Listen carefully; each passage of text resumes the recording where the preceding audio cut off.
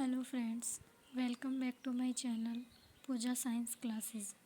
Friends, आज हम cell biology शुरू करेंगे। सेल बायोलॉजी का पार्ट फर्स्ट आज हम देखेंगे। ये क्लास हमारे लिए सेकंड ग्रेड के लिए स्पेशल है, बाकी हम इसमें रीड में भी पढ़ सकते हैं। तो आइए शुरू करते हैं। हमारा टॉपिक है आज का कोशिका। कोशिका का जो अध्ययन है यानी कोशिका की स्टडी करना साइटोलॉजी कहलाता है।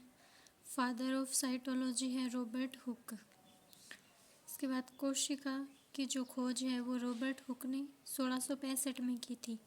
रॉबर्ट हुक ने जिस कोशिका की खोज की वो एक मृत कोशिका थी। उसके बाद है जीवित कोशिका की खोज ल्यूवेनहोक ने 1674 में की थी। इसे हम इस प्रकार याद कर सकते हैं कि जीवित कोशिका यानी लिविंग सेल और ले से ही ल्यूवेनहोक, ले से ही लिविंग सेल। तो जीवित कोशिका की खोज ल्यूवेनहोक ने 1674 में की थी। इसके बाद केंद्रक की खोज रॉबर्ट ब्राउन ने 1837 में, और एक जगह 1831 भी देखने को मिलता है, तो दोनों ही आप याद रख सकते हैं।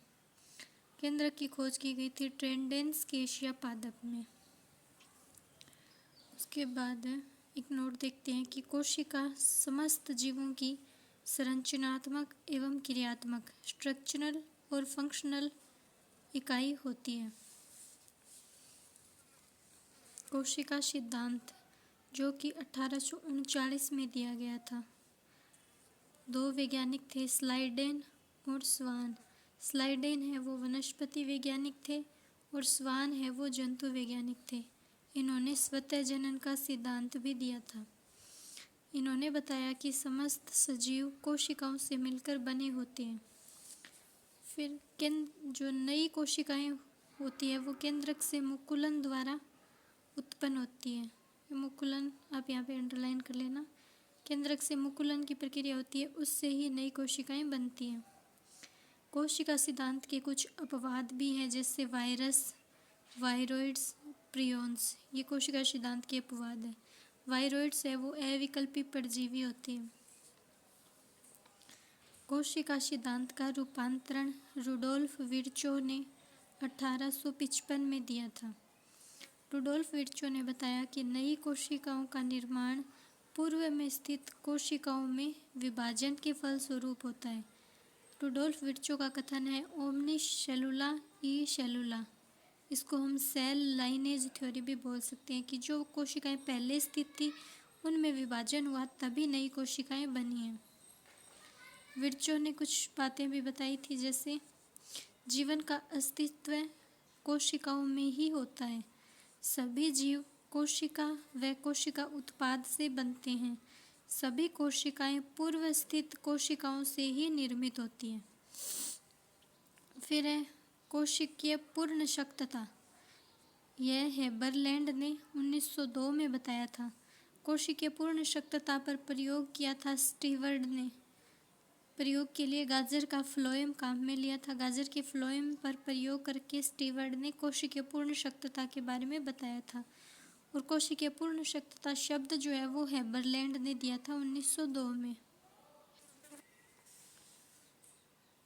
जब कोशिका में विभाजन और पुनर्विभाजन की क्षमता पाई जाती है तो वह कोशिका टोटिपोटेंसी कहलाती है। अब हम देखते हैं पादप एवं जंतु कोशिका में अंतर। पादप कोशिका और जंतु कोशिका। पादप कोशिका में भित्ति उपस्थित होती है। जंतु कोशिका में कोशिका भित्ति अनुपस्थित होती है। यानी कि जंतु के बाहर की तरफ हम दीवार निकाल के नहीं रख सकते, पादप के बाहर दीवार निकाल सकते हैं।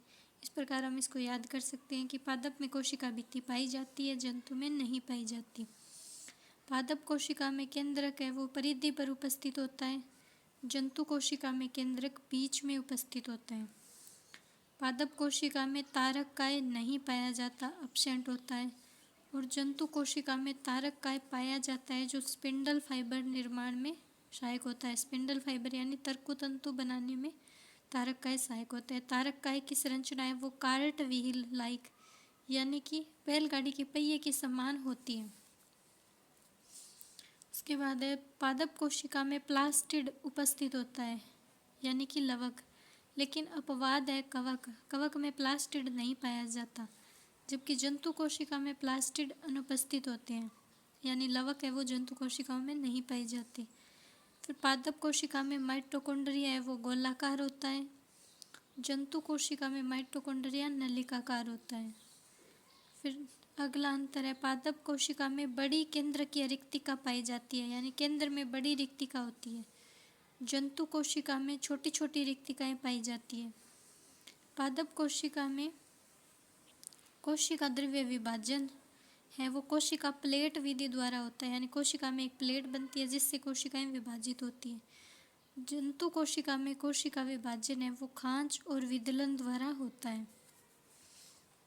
इसके बाद नेक्स्ट अंतर है पादप कोशिका में प्लाज्मोडेस्मेटा उपस्थित होते हैं, जबकि जंतु कोशिका में प्लाज्मोडेस्मेटा अनुपस्थित होते हैं। पादप कोशिका में संचित भोजन स्टार्च होता है, जंतु कोशिका में संचित भोजन ग्लाइकोजन होता है। फिर पादप कोशिका में लाइसोसोम की संख्या कम होती है, जबकि जंतु कोशिका में लाइसोसोम की संख्या है वो अधिक होती है। पादप कोशिका में संकुचनशील रिक्तिका अनुपस्थित होती है, यानी पादपों में संकुचनशील रिक्तिका नहीं पाई जाती, जबकि जंतुओं में संकुचनशील रिक्तिका पाई जाती है।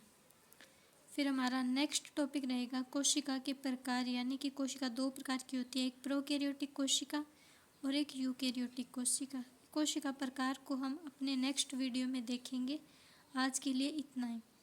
तो फ्रेंड्स, अगर मेरी वीडियो अच्छी लगी हो तो वीडियो को लाइक करें, चैनल को सब्सक्राइब करें और एक प्यारा सा कमेंट ज़रूर करें, ताकि मुझे भी मोटिवेशन मिले और आप लोगों के लिए मैं नई वीडियो बना सकूं।